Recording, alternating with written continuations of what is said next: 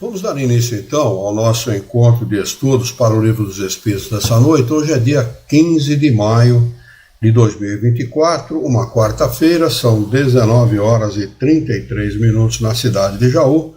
Nós estamos transmitindo o nosso encontro de estudos em nome e em homenagem, sempre em homenagem à nossa querida Associação Jauense de Estudos Espíritas, localizada na cidade de Jaú, estado de São Paulo, Brasil.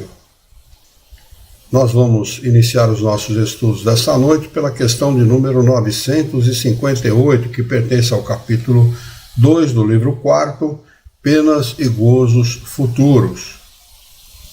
O subtítulo de número 1 é O Nada, a Vida Futura.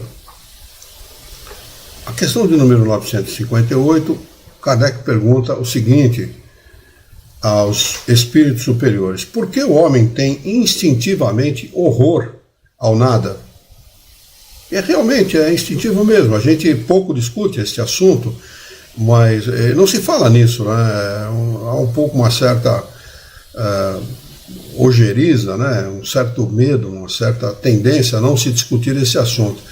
Mas as pessoas realmente temem o nada, especialmente aqueles que não têm intimidade com o assunto, né? O que acontecerá depois que eu morrer? Uns dizem uma coisa, outros dizem outra, e eu temo que nada disso seja verdade, e que depois do meu desencarne eu vou virar coisa nenhuma, não é? E a pessoa teme isto por quê?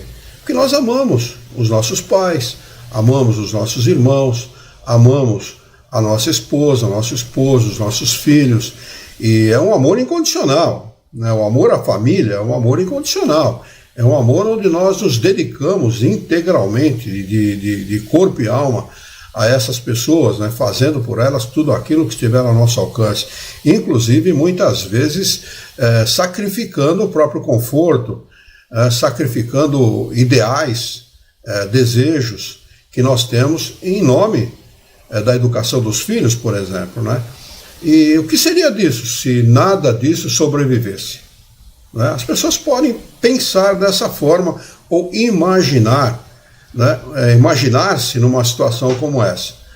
E é muito pertinente esse tipo de preocupação, né? Então Kardec faz essa pergunta: por que o homem tem instintivamente horror ao nada? Né? E eles respondem de uma forma muito simples e objetiva: porque o nada não existe.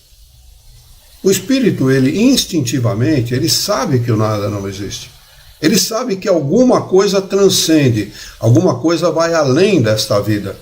Mas ele, como é ignorante do assunto, e eu quando uso essa palavra ignorante, eu não a estou usando no sentido pejorativo do significado dessa palavra, mas simplesmente por ignorar, por desconhecimento. Quando a pessoa é ignorante deste assunto, ela não sabe o que vai acontecer. E isto é muito difícil para a pessoa, dificulta realmente a vida da pessoa, porque faz com que a pessoa fique insegura sobre todas as coisas, né? Diante de todas as coisas.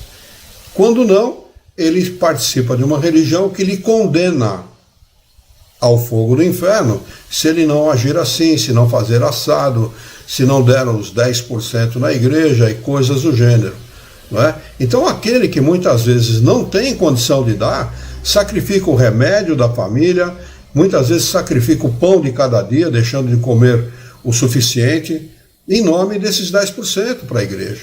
Não é? Eu não estou condenando o dízimo, não, cada um faz da maneira que achar melhor. Eu não daria 10% para ninguém, até porque Deus não precisa do nosso dinheiro. Pelo contrário, Jesus condenou os vendilhões do templo, não é? E segundo o que se consta nos evangelhos de Jesus, ele açoitou os vendilhões do templo, chamando-os de raça maldita, não é? Então por aí a gente vê, e no próprio Deuteronômio, não vou lembrar o número do capítulo agora, mas se eu não me engano é versículo 1 e 2, Deuteronômio capítulo 11, se não me falha a memória, 1 e 2, onde Moisés condena a evocação dos espíritos.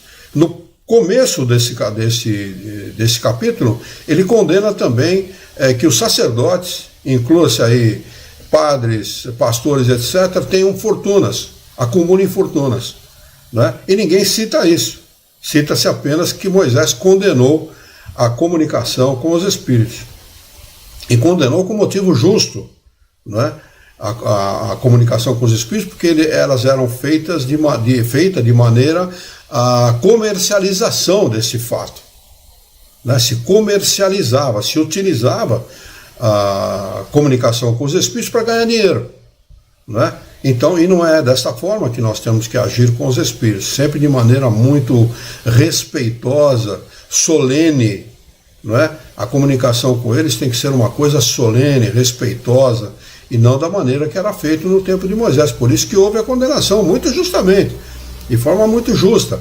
Mas o Espiritismo nos ensina como nós devemos lidar com o assunto, da forma que eu disse, de forma solene, respeitosa, amorosa, né? Não da maneira que muitas vezes muitos centros espíritas lidam com os espíritos, né? Quando recebem lá um espírito obsessor ou um mau espírito, um espírito imperfeito, mandam ele para você vai para o fogo do inferno e tal. Não é assim que nós devemos lidar com essas pessoas, com esses espíritos.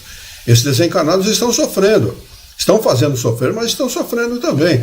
Então eles precisam, é necessário que se lide com eles com muita amorosidade, invertendo o processo, fazendo com que eles vejam no interlocutor, né, no encarnado que está conversando com eles, um amigo, uma pessoa que lhe respeite, para que ele mude o tônus mental, mude o caminho mental que ele está seguindo, né, para aceitar as orientações, os conselhos que estão sendo dados, para mudar de conduta. Não é? Então veja como, inclusive, o próprio espírita lida de maneira muitas vezes equivocada. Eu vi gente lidar assim dentro do centro espírita, no começo do meu... quando eu comecei a frequentar centro espírita, há 52 anos atrás, eu vi gente lidar dessa forma com os espíritos. Isso é uma maneira errada, na minha opinião, muito errada. Eu participei de muito tempo, durante mais de 30 anos de trabalho de desobsessão e doutrinação, que são diferentes, são dois trabalhos diferentes, se lida com espíritos imperfeitos, mas são trabalhos diferentes, e eu sempre procurei lidar com muita amorosidade com esses nossos irmãos, exatamente por essa razão, não é? Então, realmente, Moisés condenou a comunicação com os espíritos, mas se esquece de falar do início do capítulo, onde ele condena também que sacerdotes, de um modo geral, acumulem fortunas, porque Deus é a sua fortuna. Não é? Deus é o seu tesouro. Eles disso não falam. Muito bem, questão de número 959. Vamos ver se tem mais alguém lá no YouTube. Estamos com a nossa irmã Dulce, lá a Dercy Barros, acabou de entrar. Muito obrigado, viu, Dercy? Uma boa noite para você, é sempre um prazer tê-la conosco.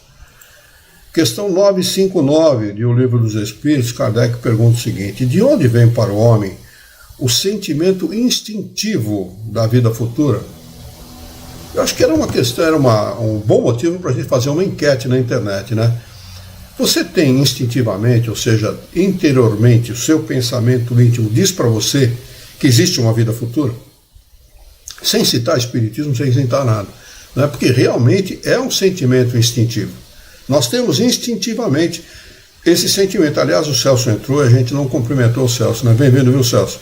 Desculpe, eu estava fazendo um comentário, o pessoal estava atento ao comentário e a gente acabou não cumprimentando. É um prazer tê-lo conosco, viu, Celso? Boa noite a todos. Boa noite. O prazer é meu de estar com vocês. Obrigado. Então esse sentimento instintivo, como eu estava comentando, ele é um sentimento que realmente faz parte dos nossos pensamentos. Nós pensamos nisso eventualmente, especialmente o homem pensa muito nisso quando morre alguém da família, então quando ele perde um colega próximo por problemas do coração. Aí 40 e poucos anos de idade ele perde, corre no médico para verificar como é que está a coisa, porque ele não quer que aconteça com ele o que aconteceu com um amigo, né? E não estava combinado isso, muito jovem, né? Mas se pensa nisso, acaba levando o homem a uma reflexão. Esses fatos, né, acabam, especialmente um fato como esse que aconteceu com os nossos irmãos do Rio Grande do Sul, por exemplo, leva o homem a pensar, né? Eu estava comentando com a Yara agora, há pouquíssimo tempo atrás, questão de 15, 20 minutos atrás, ela estava aqui junto comigo, e ela falou assim, tem gente que está nos abrigos lá no Rio Grande do Sul, lá em Novo Hamburgo, em Porto Alegre, mulheres que passaram por esse problema e que dormem o dia inteiro, ficam o dia inteiro deitadas, não levantam, não se estimulam a ajudar, a trabalhar também. Então eu falei, Yara, o que você quer dessas pessoas? Falei, se imagine na situação delas. Você há 10 minutos atrás você tinha tudo. Um lar, uma família, coisas para comer, uma geladeira, uma televisão, tudo, você tinha tudo. 10 minutos depois você não tinha mais nada. E muitas dessas pessoas perderam, inclusive, pessoas amadas. Filhos, parentes, amigos, conhecidos, vizinhos, etc. As pessoas só podem estar numa situação realmente de depressão. Né? Há uma senhora, uma psicóloga, inclusive, que se colocou à disposição desses nossos irmãos rio-grandenses para tratamento gratuito, psicológico gratuito, porque as pessoas vão precisar e muito desse tratamento, de uma boa conversa, de um bom estímulo, de ajuda, né? Quem de nós não precisaria? Eu perguntei para ela, imagine se você nessa situação, como é que você estaria? Né? Ela falou, realmente a gente... não dá para a gente se imaginar numa situação dessa, porque somente quem vive uma situação como essa pode ter a noção, né, do prejuízo psicológico, psíquico, emocional, enfim, não só material, porque há pessoas que já passaram ali em várias regiões do Rio Grande do Sul por 3, 4, 5 enchentes e acabaram perdendo muitas coisas também, não foi rigorosa como essa, mas acabaram perdendo muitas coisas também, então já tinham mais ou menos um certo traquejo no assunto. Mas é muito difícil acontecer isso com a pessoa se vê realmente numa situação muito difícil. Aliás, eu queria comentar uma coisa que eu não sabia, nós aqui de Jaú e da região de Jaú, até Brotas, né, porque foi essa a informação que eu obtive, nós temos aqui a barragem de Barra Bonita, e essa barragem de Barra Bonita, se ela vier a romper, vai inundar de água tudo, até próximo a Brotas, mas inundar de encobrir. Então ninguém está livre de uma situação como aconteceu com os nossos irmãos do Rio Grande do Sul. Ninguém está livre, né? Porque nós sabemos o nível de atenção que os governos dão, né? E de manutenção que os governos dão para essas coisas. Então estamos muito sujeitos também que Deus não me ouça. Ele ouve tudo, tomara que ele não tenha ouvido o que eu estou falando, né? Até porque seria realmente desastroso para Jaú e região, né? Que é uma região grande. A micro-região de Jaú comporta quase 500 mil pessoas. Imaginem vocês, eu estou falando isso, fora Jaú, né? Sem falar de Bauru e de outras cidades no entorno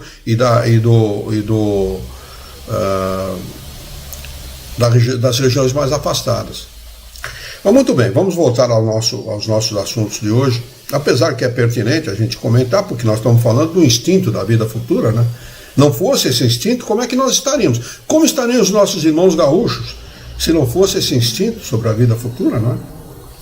Eles respondem o seguinte, prazer MD, coloque o seu nome aí, por favor, é um prazer conhecê-la também. Meu nome é Luiz Eira, seja bem-vinda entre nós aqui no Kawai. Nós estamos transmitindo por 4 plataformas, viu? Pelo YouTube, pelo Facebook e pelo Google Meet, além do Kawai, tá bem? Responde aos espíritos superiores o seguinte, já o dissemos.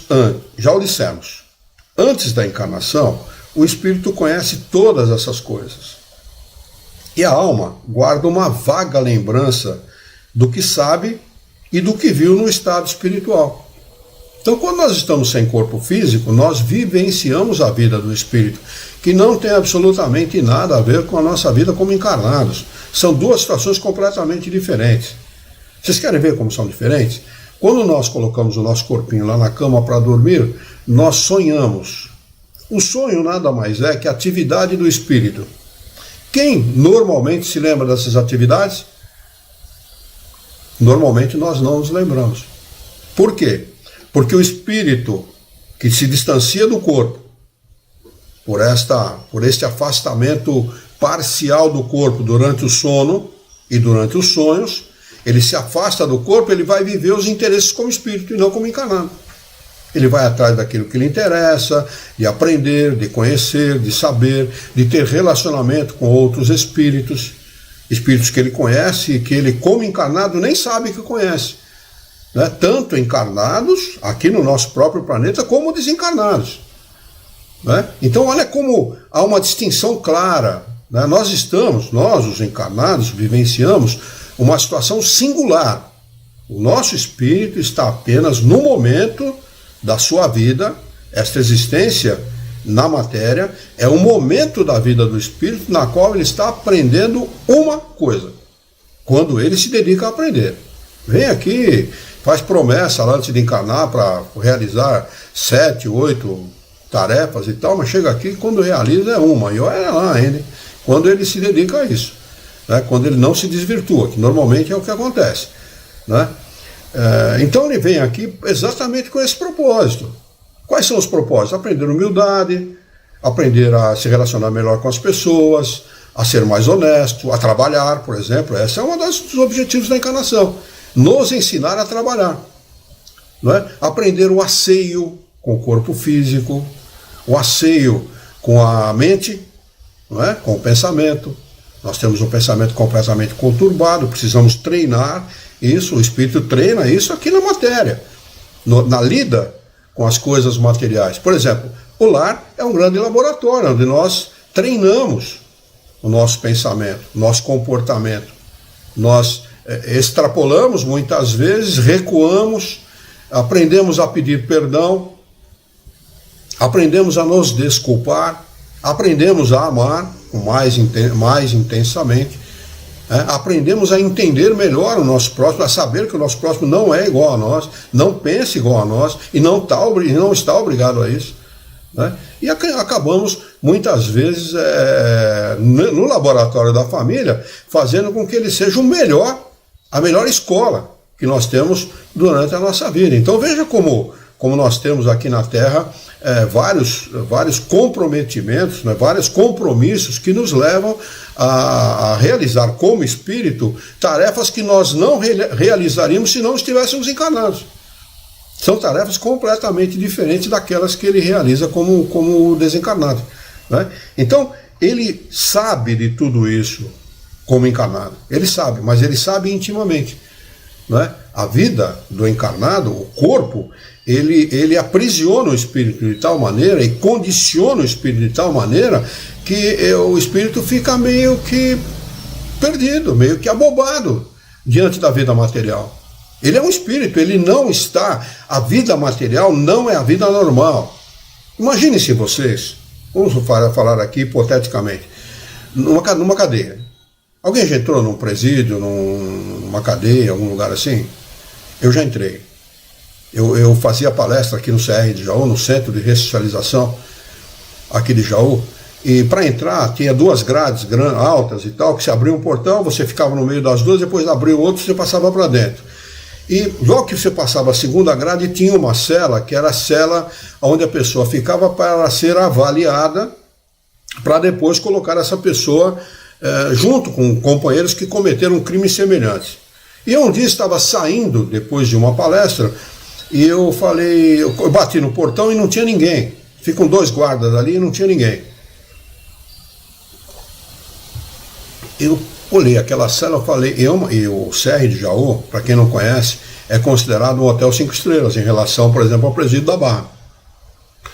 Eu olhei aquela cela e falei, eu vou entrar ali para ver como é que estar dentro de uma cela. E a porta estava aberta, não estava fechada. Eu entrei ali, gente, só de entrar já dá um aperto no coração, já dá um sentimento muito, muito ruim, realmente não tem como adjetivar o que você sente quando, olha, só de entrar, eu não estava preso, eu não estava ali condenado, nem coisa. Imagina essas pessoas que são obrigadas a ficar num lugar como esse. É assim que o espírito se sente quando encarna. Estou exagerando? Absolutamente. Leiam, estudem o Livro dos Espíritos, que vocês vão perceber que o que eu estou falando é realmente verdadeiro.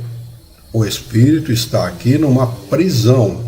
E quando ele desencarna, ele deixa de estar numa prisão para estar livre. Ele sai da prisão do corpo físico para um estado de liberdade. Esta é a realidade de nós encarnados. Mas nós trazemos como lembrança, como memória, no espírito, todas essas coisas que ele está falando aqui. Nós sabemos de tudo o que acontece na vida espiritual, tudo, como é a vida espiritual. Por isso que nós a almejamos. Às vezes se apodera de nós um sentimento, um desejo, né, que nós não sabemos muito como definir, definimos como melancolia, né, um desejo de não estar aqui, de estar num outro lugar que a gente não sabe muito bem aonde é. Eu não sei se vocês já passaram por esta experiência, mas se não passaram, irão passar com certeza. Porque é assim que acontece conosco, os espíritos encarnados. Estamos aqui temporariamente, nós sabemos disso, né? Todos sabem disso, né? Só que a maioria não estuda e não procura se inteirar daquilo que vai acontecer depois do desencarne, né? O que o Espiritismo faculta a todos nós, desde que você queira saber, desde que você queira estudar e conhecer. Kardec faz um comentário aqui, muito interessante a esse respeito. Ele diz assim: em todos os tempos o homem se preocupou com o futuro de além-túmulo, o que vai acontecer depois. O que é muito natural. Qualquer que seja a importância dada à vida presente, ele não pode deixar de considerar quanto é curta e, sobretudo, precária, pois pode ser interrompida a cada instante e jamais ele se acha seguro do dia de amanhã. Em que se tornará depois do instante fatal? A pergunta é grave, pois não se trata de alguns anos, mas da eternidade. Aquele que deve passar longos anos num país estrangeiro se preocupa com a situação em que se encontrará no mesmo. Como não nos preocuparmos com o que teremos ao deixar este mundo, desde que o será para sempre? A ideia do nada tem algo que repugna a razão. O homem mais despreocupado nesta vida, chegado o momento supremo, pergunta a si mesmo o que será feito dele e involuntariamente fica na expectativa. Crer em Deus, sem admitir a vida futura, seria um contrassenso. O sentimento de uma existência melhor está no foro íntimo de todos os homens, e Deus não o pôs ali em vão. É justamente com o propósito de forçar o homem, instigar o homem, seria a palavra mais correta, a procurar a resposta. Ele instiga, esse sentimento instiga. Ele leva o homem, não é, a procurar essa resposta. A vida futura implica a conservação da nossa individualidade após a morte. Que nos importaria sobreviver ao corpo se a nossa essência moral tivesse de perder-se no oceano do infinito? A consequência disso, para nós, seriam as mesmas do nada. Então, saibam aqueles que não têm conhecimento do seguinte: somos individualidades e conservamos essa individualidade depois do nosso desencarne. Isso vale para todos. Não existem dois iguais a nós no universo, assim como não existem duas coisas iguais. Não é? Eu sempre comento aqui o seguinte: se nós formos nos aproximarmos de uma árvore muito frondosa, muito grande, imaginemos aí uma árvore de 30 metros de diâmetro, 20 de altura.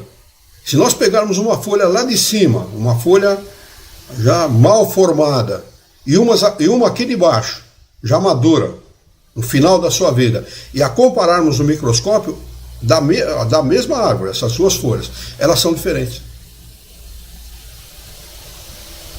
Nós somos assim, individualidades. Somos diferentes. Nós vamos nos igualar lá na frente, Não vamos deixar de ser individualidades, mas pensaremos mais ou menos da mesma maneira. Sabe quando? Após nos tornarmos espíritos superiores. Guardadas as devidas diferenças, os espíritos pensam de maneira semelhante, porque pensam única e exclusivamente no bem. Se não houver nenhuma pergunta, nenhuma dúvida, se vocês não, quiserem fazer um comentário também, nós vamos passar para o item de número 2. Eu tenho aqui uma pessoa que acabou de entrar no Facebook, que é um cara que eu não gosto nada dele, nada. Chama-se Vladimir Tolizano. É um primo muito querido, mora lá na cidade de São Paulo. Eu quero deixar aqui um abraço muito grande a ele, a sua esposa, aos seus filhos, e obrigado por estar presente, meu amigo. Obrigado por estar presente, meu irmão. Tenho um carinho muito grande por você e por toda a sua família, pelos seus pais, pelos seus irmãos e pela sua família em particular. Obrigado. Item de número 2. Intuição das penas e dos gozos futuros. Questão de número 960. Pergunta Kardec aos espíritos superiores: de onde procede a crença que se encontra em todos os povos nas penas e recompensas futuras? É verdade aquilo que Kardec está colocando aqui como pergunta? Não. Extremamente verdadeiro. Todos os povos se preocupam com isso, de uma maneira ou de outra. Está na filosofia, na cultura de cada povo, esse tipo de preocupação, não é? Inclusive, a falta desse tipo de preocupação leva ao materialismo que está destruindo muitos desses povos. Muitos desses povos estão sendo destruídos, eu estou falando destruídos do ponto de vista emocional, psicológico. Não é? Em Portugal, por exemplo, que era um país extremamente religioso, católico, de carteirinha, não é? O nível de pessoas ateias em Portugal está levando Portugal a ser um dos maiores consumidores de droga da Europa. Olha, basta comparar Portugal com Portugal de alguns anos atrás, não muito tempo atrás, mas alguns anos, aí 50 anos atrás, com Portugal de hoje, né? Então, esse tipo de preocupação sobre as penas e gozos futuros, ela é instintiva, procede, está na crença de todos os povos de uma maneira geral. Então, de onde procede essa crença? Pergunta Kardec. Resposta: é sempre a mesma coisa, respondem os espíritos. Pressentimento da realidade, dada ao homem pelo seu espírito. Porque, ficai sabendo, não é em vão que uma voz interior vos fala. E vosso mal está não em escutá-la sempre. Se pensasseis nisso, bem nisso, como com a devida frequência vos tornaríeis melhores. Eu li muito mal esse pedaço aqui, deixa eu ler de novo. Se pensássemos bem nisso, com a devida frequência vos tornaríeis melhores. É verdade mesmo. O nosso íntimo fala a respeito disso, mas muitas vezes o homem abafa em nome do seu próprio conforto emocional, psicológico. Ele abafa isso, abafa esse pensamento íntimo, que nós chamamos de consciência, que nada mais é que um pensamento íntimo do homem, como qualquer outro pensamento. A consciência acusa, não é? Você não está caminhando pelo caminho correto, você não está caminhando pelo caminho certo. Não é? E invariavelmente, Deus colocou esse instrumento dentro de nós, esse pensamento íntimo, como um alerta, não é? Como a luzinha vermelha que acende quando nós cometemos os nossos equívocos. Todos nós cometemos, não é? Todos nós cometemos invariavelmente, dioturnamente, às vezes até hora a hora, não é? Por pensamento ou por atos, nós fazemos isso, não é? Mas ela existe e nós precisamos dar ouvidos para essa voz interior, para essa voz íntima que existe dentro de cada um de nós, em nome, muitas vezes, não dos benefícios materiais, porque os benefícios materiais muitas vezes serão prejudicados, mas em nome dos bens espirituais. em nome do nosso conforto espiritual, que é lá que nós vamos estar. Aqui é passageiro, aqui é rapidinho, aqui daqui a pouco o homem levanta a ficha lá, venceu, sobe, ou desce, né? Vai saber como é que o cara está. Mas se vencer, não tem apelo, né? Esse momento é um momento inexorável na vida de cada um, e todos nós vamos chegar um momento que todos nós vamos deixar a vida material para enfrentar a vida espiritual. Para muitos é um enfrentamento, né? Porque ele vai ter que se haver com a própria consciência. Não existe tribunal togado lá, não. Um tribunal que vai julgar, não é nada disso, nem Deus vai julgar ninguém. É você com você mesmo, com a sua própria consciência. Você vai se ver sofrendo se você cometeu equívocos e vai se perguntar: por que eu estou sofrendo se eu vejo tanta gente bem, tanta gente feliz ao meu lado? Porque é assim que funciona, viu? Os bons e os maus estão misturados como aqui na Terra. Não tem diferença nenhuma esse negócio que tem romance por aí, que os bonzinhos ficam lá não sei aonde, os mauzinhos aqui, isso é mentira. Ficam todos misturados no mesmo lugar, como aqui na Terra, exatamente como aqui. Não é? E esses que não são justos, não é? Veem os justos serem felizes e se questionam. E por isso acabam trabalhando no sentido de mudar o seu comportamento, de pedir uma nova encarnação, aonde ele possa trabalhar nesse sentido, para ganhar e ter o direito à mesma felicidade do justo. Não é?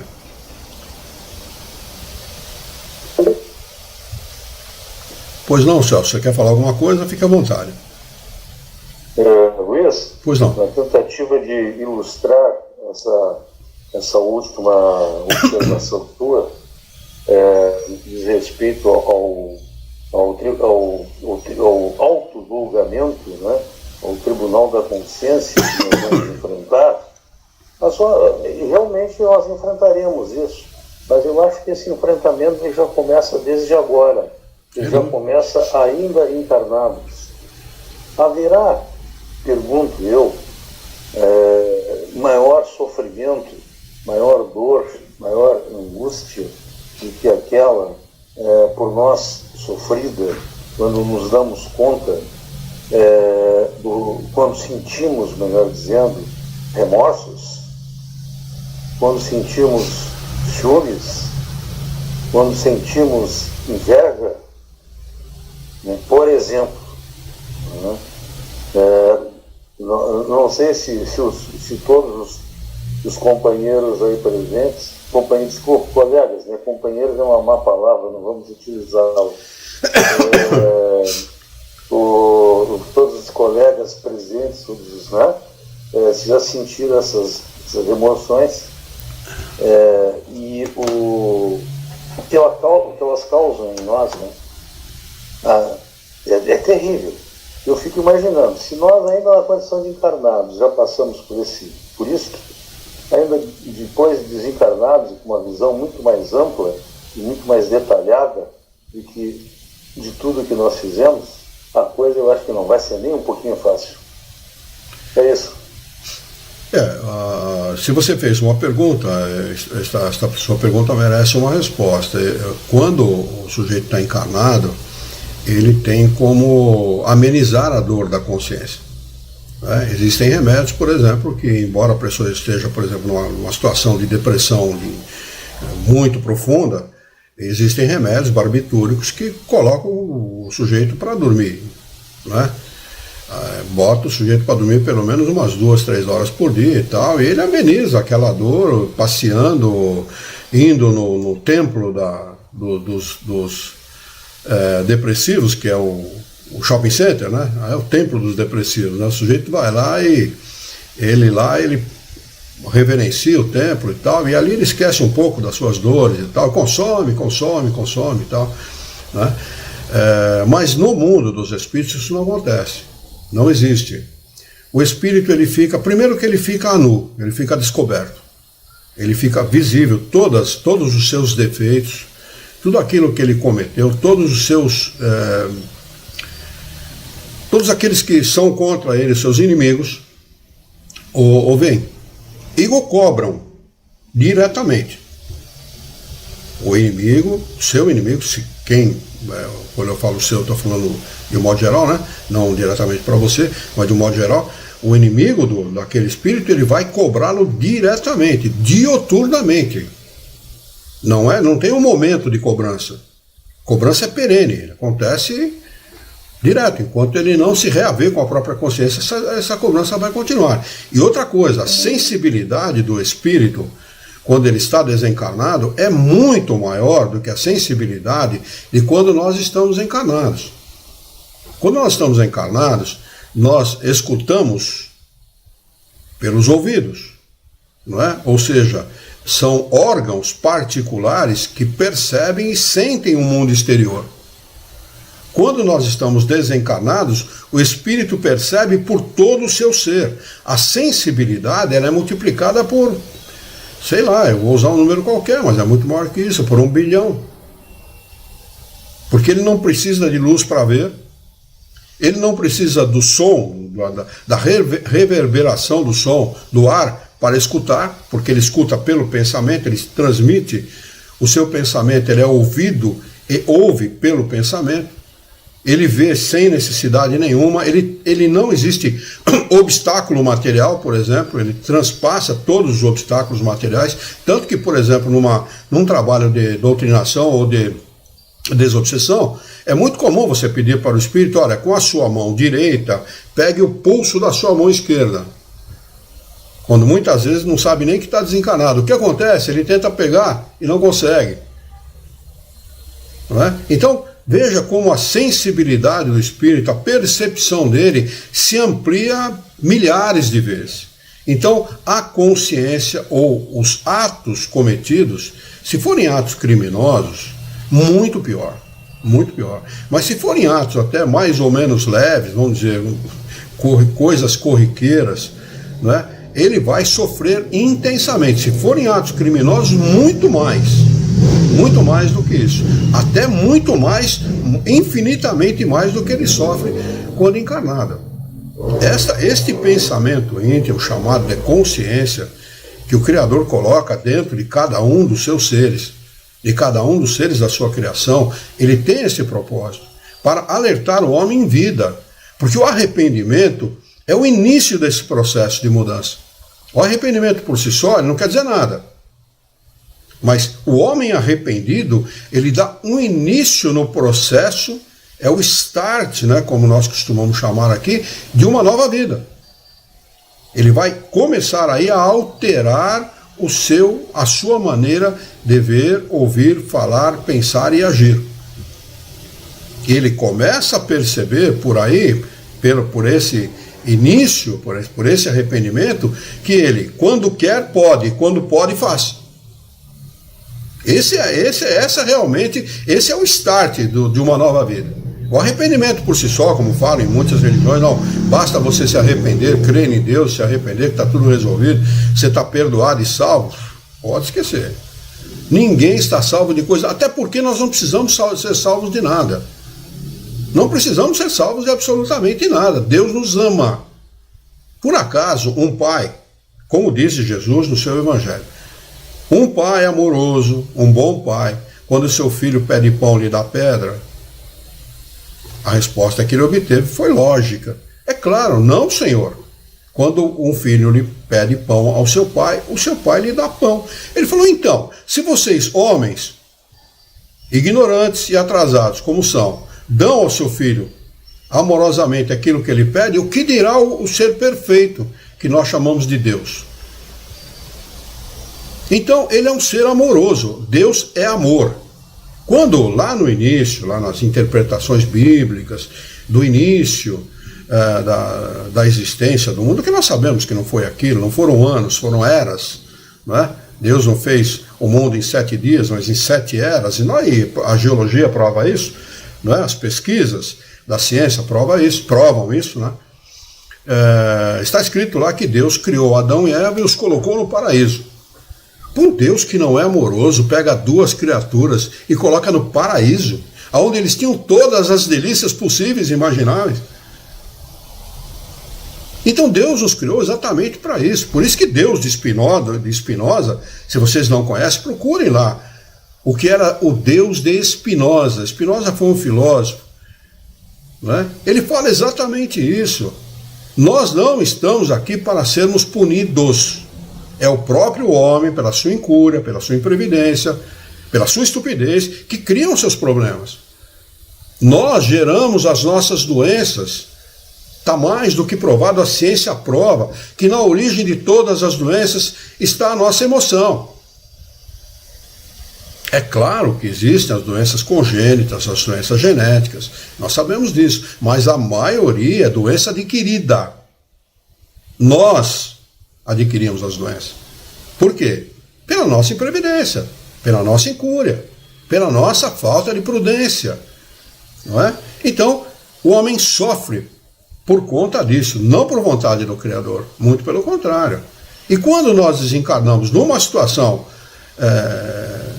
desse tipo, onde nós cometemos crimes contra os nossos irmãos, roubamos, enganamos, estupramos, matamos, cometemos homicídio, faltas graves, corrompemos, como nós vemos aí comumente acontecendo no mundo inteiro, viciamos pessoas em drogas em nome do dinheiro, em nome do bem material. O que dirá de uma pessoa, o que acontecerá com uma pessoa como essa, um traficante de drogas, por exemplo, quando ele desencarna? Ele vai sofrer terrivelmente o abuso cometido contra o seu irmão. Que além do abuso que ele cometeu contra ele mesmo, que é muito mais terrível que o abuso que ele comete contra o outro, viu? Ele vai responder por isso.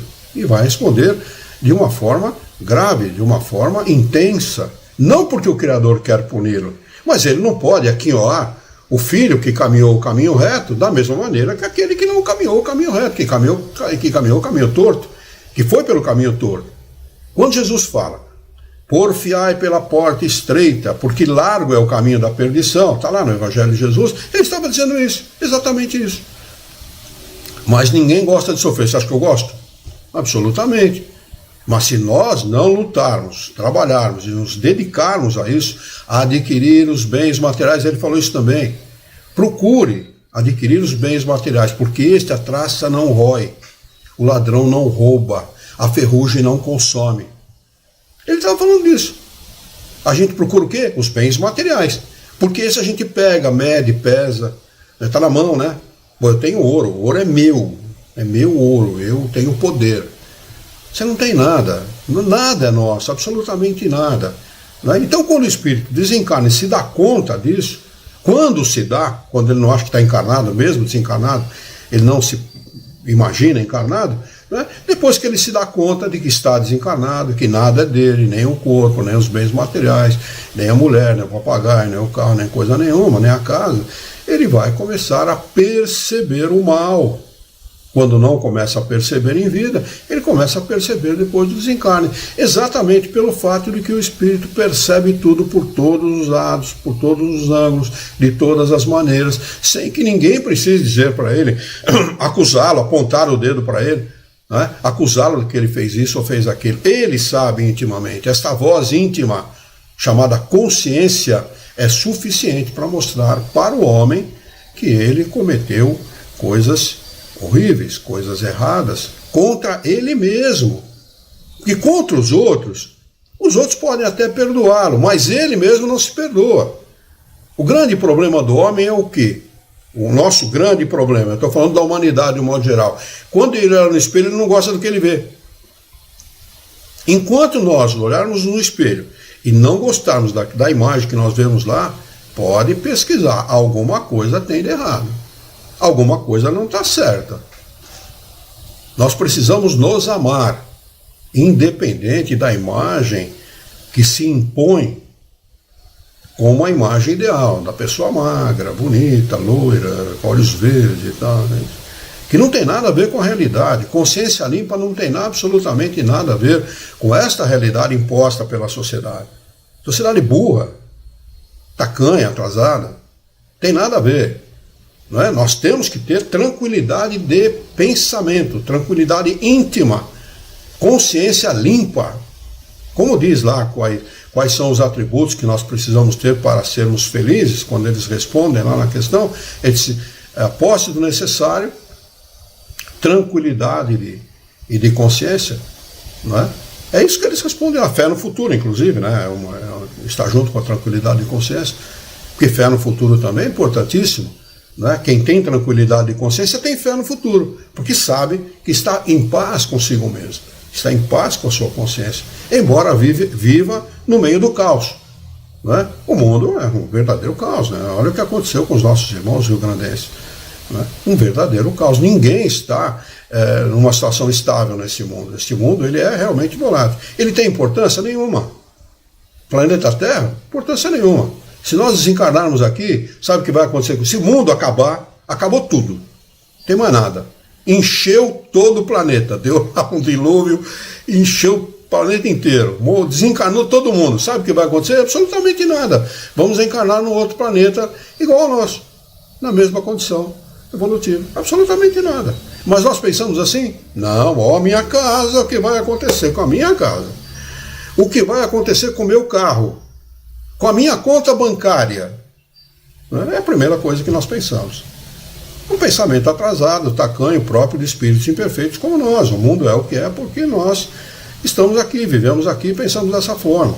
Mas há maneiras de nós revertermos este processo através da nossa espiritualização. Nós precisamos afastar de nós o homem material, o homem materializado e vestir a toga do homem espiritualizado. Não é? É isso que nós precisamos fazer. E para isso nós podemos contar com os ensinamentos de todas as religiões, de modo geral, porque todas elas têm por objetivo melhorar o homem, e mais especificamente com os ensinamentos da doutrina dos Espíritos, que mostra ao homem essa realidade, mostra ao homem essa verdade. Você é um espírito imortal, creia nisso, confie nisso, porque é verdade, é verdadeiro. Nós não somos coisas materiais, somos seres espirituais. Não é? Kardec prossegue na questão. Alguém tem algum comentário? O Celso ficou respondido a sua questão? Ficou satisfeito com a resposta? Senão, nós podemos ampliá-la. Perfeito, Luiz. Nem problema, está ótimo. Okay. Obrigado. Eu é que agradeço. Temos aqui, eu acho que um comentário da Dulce. Por que companheiros é uma má palavra? Ela questionou o Celso. Não, ele está se reportando provavelmente aí ao termo utilizado pelos comunistas, né, que chamam uns aos outros de companheiros. Mas podemos chamar aos nossos irmãos de companheiros sem problema nenhum. E de confrades também. Tem muita gente que, nossa, o espírita chamando o outro de confrade. Qual o problema? Não tem nada a ver com o frade da Igreja Católica. Confrade é uma confraria, aqueles que se reúnem em torno de um mesmo ideal. Isso que chama de confrade. Confrade significa isso. Né? Mas as pessoas têm, muitas vezes, não pode falar de católico, de catolicismo, né? É uns absurdos aí. Mas vamos lá, é isso, viu, Dulce? Vamos lá, então. Nenhum comentário nas outras redes sociais. Vamos dar seguimento, então. Questão 961. Pergunta Kardec aos espíritos superiores. No momento da morte, qual o sentimento que domina a maioria dos homens? A dúvida, o medo ou a esperança? Resposta dos espíritos superiores. A dúvida para os céticos, para aqueles que não acreditam em nada, endurecidos, no coração endurecido, sentimento endurecido, não é? Não crê em nada, para mim o homem não presta, Deus não existe, fim de conversa. Não é? Esses vão... A dúvida é séria. Não é? O medo para os culpados, para aqueles que têm um sentimento de culpa, que desencarnar com sentimento de culpa é a pior coisa que existe. Eu não sei se vocês já conheceram pessoas com sentimento de culpa. Eu conheci um tio muito querido, muito amado, ele desencarnou com um sentimento profundo de culpa. Não é? E arrependido daquilo que fez ao longo da vida. Né? A esperança para os homens de bem. Né? Aqueles que conjugam o sentimento, o verbo esperançar. Porque ter esperança, esperar alguma coisa, não é para o espírita, viu? O espírita não tem que ter esperança de nada, ele tem que saber. Eu tenho que agir bem, porque depois que eu desencarnar, eu quero estar bem. Então não vai esperar nada, ele sabe que ele vai estar bem. Apenas ele está conjugando o verbo esperançar. que é diferente de ter esperança, né? Ele não está apenas esperando alguma coisa, mas ele sabe, porque ele procurou agir da melhor forma possível, que ele vai estar bem. Então, é nesse sentido que eles usam aqui a palavra esperança. Questão de número 962. Por que ascéticos? Pergunta Kardec. Desde que a alma traz para o homem o sentimento das coisas espirituais? Resposta dos espíritos superiores: são em menor número do que supones. E realmente, é um número muito pequeno, especialmente entre nós brasileiros, né? Especialmente. Aqui, acho que o brasileiro, ele tem este... um espírito me falou isso uma vez: o que salva o Brasil são que vocês fazem muitas orações, muitas preces. O espírito me disse isso. Eu fiquei pensando nisso, falei, realmente, né, o brasileiro tem o hábito da prece, né? Ele procura a prece, ele procura fazer a prece ao longo do dia. Aliás, quem não tem esse hábito, procure ter esse hábito, porque a prece é um poderoso instrumento nosso no dia a dia. Não precisa ser prece prolongada não, viu? Um bom pensamento: Senhor, abençoa o meu dia. É uma prece poderosa.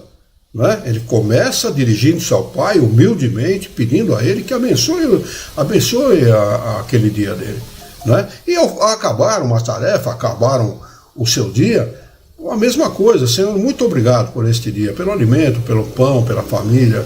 Agradecer, não é? Sentimento de gratidão, sentimento nobre, sobre todos os aspectos. Né? Eles dizem assim: são maior e menor número do que supondes. Muitos se fazem de espírito forte durante a vida, por orgulho, mas no momento da morte não se conservam tão fanfarrões. Fanfarrão é aquele, né, malandrão, o cara que... Né, na realidade, tem muito mais de fanfarrão mesmo do que verdade naquilo que eles dizem. Porque o espírito, intimamente, ele sabe, o espírito dele não está dizendo aquilo para ele intimamente. E às vezes não quer acreditar por orgulho, por vaidade, fanfarronice, burrice. Né? Não, lá na academia onde eu estudei, né, formação acadêmica como físico, químico, matemático, né, muitas vezes como médico, né, porque a Juliana estudou na Escola Paulista de Medicina, minha filha mais velha, e diziam que os professores de medicina ensinavam para os alunos que eles eram deuses. Né? Eles tinham o direito detinham o poder sobre a vida e sobre a morte dos pacientes. Como se fossem realmente Deus. Né? Uma estupidez muito grande, né? Mas muitos, por orgulho, por vaidade, por formação acadêmica, pensam assim. Não é? E, aliás, eu diria que, fazendo um parênteses, que muitos têm até razão em pensar assim, em função do Deus que é apresentado nas religiões a essas pessoas. São pessoas racionais, a pessoa que adentra o mundo acadêmico, o mundo, especialmente aqueles que fazem matérias exatas, né?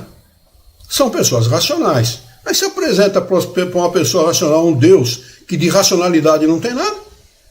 Como é que você quer que ele acredite em alguma coisa? Não, esse Deus aí, eu estava conversando uma vez com o sujeito, ele era um advogado, na antessala da reitora da faculdade aqui de João. Nós estávamos esperando para conversar com ela a respeito dos filhos, do filho dele e eu da minha filha. Ele falou: não acredito em Deus. Eu falei: de que Deus você está falando? Não, esse Deus das religiões, eu falei: desse Deus também não acredito. Mas você não falou para mim que era espírito? Desse Deus também eu sou ateu. O Deus que apresentam aí não é o Deus verdadeiro. Se você conhece o Deus espírita, esse é o verdadeiro. Esse é um cara amoroso, misericordioso, bom, justo, com todas as pessoas, não só com aqueles que acreditam no espiritismo, não, mas com todos, indistintamente. Aí começamos a conversar a respeito, então a conversa foi longa, não tão longa quanto o desejado, porque a reitora acabou chamando ele primeiro, mas é assim, como é que você quer que um sujeito racional, não é, de pensamento racional, acredite num Deus antropomórfico, um cara que tem humor, né? Um cara que, se você dá alguma coisa, ele te dá uma outra e tal. São coisas das nossas religiões, né? Mas vamos lá. Kardec faz um comentário aqui muito pertinente a esse respeito. Ele diz assim: a consequência da vida futura se traduz na responsabilidade dos nossos atos. A razão e a justiça nos dizem que, na distribuição da felicidade a que todos os homens aspiram, os bons e os maus não poderiam ser confundidos. Porque Deus, ele age e julga por uma rigorosa justiça distributiva. Ele dá a cada um segundo as suas obras. Jesus falou isso há 2000 anos atrás. Os espíritos estão comentando isso aqui agora. Uma rigorosa justiça distributiva. A cada um segundo as suas obras. Não poderia ser diferente. Não tem outra razão. A lógica nos diz que tem que ser assim. É uma questão de lógica. Não é? Deus não pode querer que uns gozem dos bens sem trabalho e outros só o alcancem com esforço e perseverança. A ideia que Deus nos dá da sua justiça e da sua bondade pela sabedoria de suas leis não nos permite crer que o justo e o mal estejam aos seus olhos no mesmo plano, nem duvidar de que não recebam algum dia uma recompensa e outro é o castigo. Uma recompensa e outro é o castigo, pelo bem e pelo mal que tivessem feito. É por isso que o sentimento inato da justiça nos dá a intuição das penas e das recompensas futuras. É natural que as pessoas se incomodem com a injustiça, todos, indistintamente, religiosos ou não. A injustiça causa espécie nos nossos sentimentos. Nós não gostamos de injustiça, ninguém gosta de injustiça, exatamente por essa razão. A justiça está dentro de cada um de nós, né? Porque Deus colocou esse sentimento dentro do homem para que ele experimentasse o valor da justiça. E ele age por uma rigorosa justiça distributiva. Que cada um consulte a sua consciência e saiba que é preciso estar rigorosamente em dia com esta consciência, com tranquilidade. Temos que encará-la com tranquilidade. E ela nos diz assim, olha, vá em frente porque você está no caminho certo.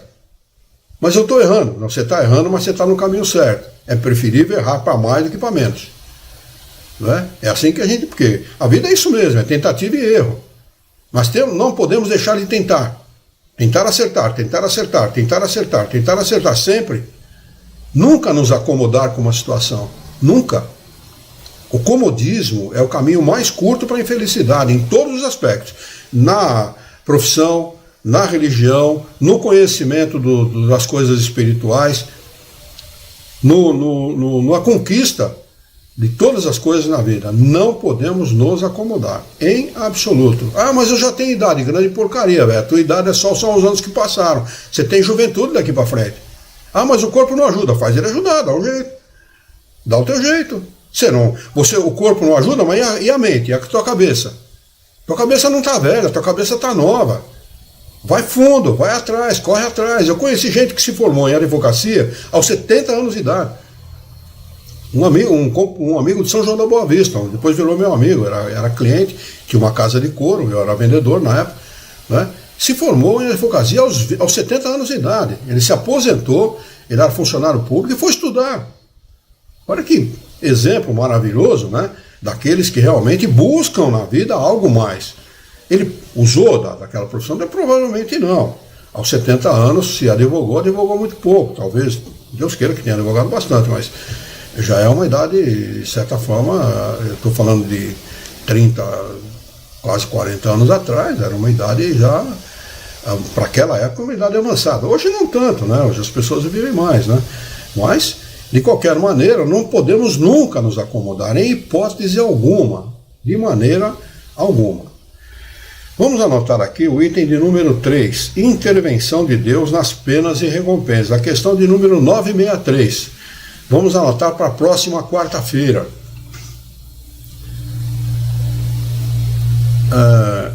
Eu vou abrir espaço aqui para as considerações dos companheiros, se alguém quiser comentar alguma coisa, dar a sua opinião. A Luzimar Dantas entrou, bem-vinda, viu, Luzimar? Entrou quase no finalzinho, né? Que pena, viu? Venha mais cedo da próxima vez, é um prazer tê-la conosco, viu? Nós começamos os nossos... A Luzimar não é uma moça, é um homem, desculpa. que pelo final do seu nome pareceu ser uma pessoa, uma mulher, mas eu peço desculpas. Então, mas chegue mais cedo, viu, companheiro?